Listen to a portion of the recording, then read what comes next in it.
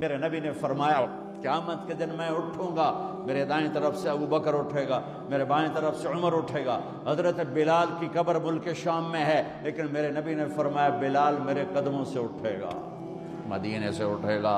ہاں، ہائے ہائے۔ اب نے کہا لوگ پیدل چلیں گے، میں براق پہ چلوں گا، بلال میرے آگے سرخ اونٹنی پہ سوار چلے گا۔ جب میدان معشر میں پہنچیں گے تو بلال اونٹنی پہ کھڑے ہو کے کانوں میں انگلیاں دے کے اذان دے گا۔ وہ اذان بلالی رہ گئی رسم اذان، روح بلالی نہ رہی، فلسفہ رہ گیا تلقین غزالی نہ رہی۔ وہ اذان بلالی ہم سب سنیں گے جب کہیں گے اشہد ان لا الہ الا اللہ، تو سارا میدان معشر کا مرد عورت کہے گا سچ کہہ رہے ہو۔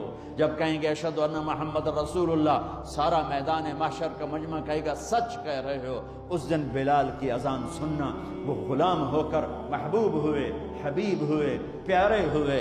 جب ہائے ہائے ظہر کی نماز کی اذان دینے لگے، اللہ کے نبی کا انتقال ہو چکا ہے، جب اشہد ان محمد پر پہنچے تو روتے روتے روتے آواز بند ہو گئی، اور جلدی سے اذان پوری کر کے نیچے آئے، کہا آج کے بعد قسم اٹھاتا ہوں اذان نہیں دوں گا، میرا نبی نہیں ہے تو اذان بھی نہیں ہے۔ اور حضرت ابو بکر سے اجازت لے کر جب وہ خلیفہ بن گئے، جہاد پہ چلے گئے، 6 مہینے تک آئے نہیں۔ لاکھوں صحابہ جہاد میں گئے، کسی کو میرے نبی خواب میں نہیں آئے، صرف بلال کو آئے۔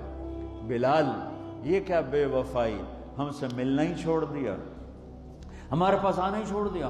آنکھ کھلی تو ان کو یوں لگا جیسے اللہ کے نبی زندہ بلا رہے ہیں، یا رسول اللہ میں آ گیا، یا رسول اللہ میں آ گیا۔ اور اسی وقت اونٹنی کو بھگایا۔